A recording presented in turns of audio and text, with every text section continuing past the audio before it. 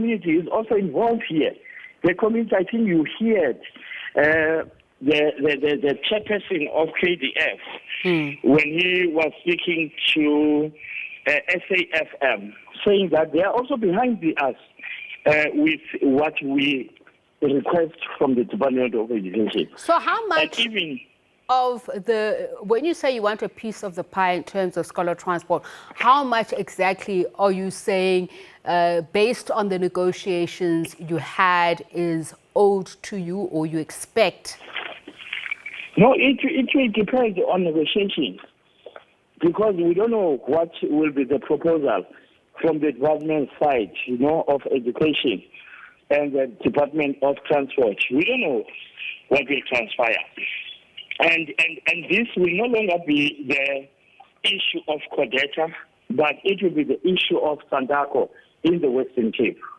Okay, so because we understand that you say you're waiting to continue negotiations with the Western Cape Education Department, is it with the Transport Department that you have an issue, or is it the Education Department that you hope to continue? The Education Department, we have an issue with the Education Department, but then the Transport Department is the one that makes sure that this happens at the end of the day. Like, for instance, the issue of buses is the contract or the tender is from the Western Cape Education Department, but they are controlled by the Western Cape Department of Transport. Okay. Hence, I'm therefore mentioning the Department of Transport as well. So, Mr. Enge, you say you are demanding that I ask these questions to the Transport Department, to the Education Department. What message would you like me to deliver to them? What should you say? What should I say on your behalf? This is what you're demanding. Yes, thank you so much for that. No, tell me what it is that I should tell them. What are you demanding? Us with is why they don't want to sit with us on the table and negotiate this. When would you like them to sit down and have negotiations with you? Do you have a time frame? Do you have a deadline? As soon as possible. We are available at any time that we can be called.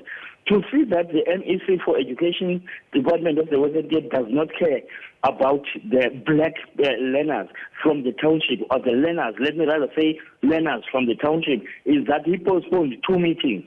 There was a meeting that was supposed to take place last week on Thursday, but that meeting was postponed on the 11th hour. Why did he do that?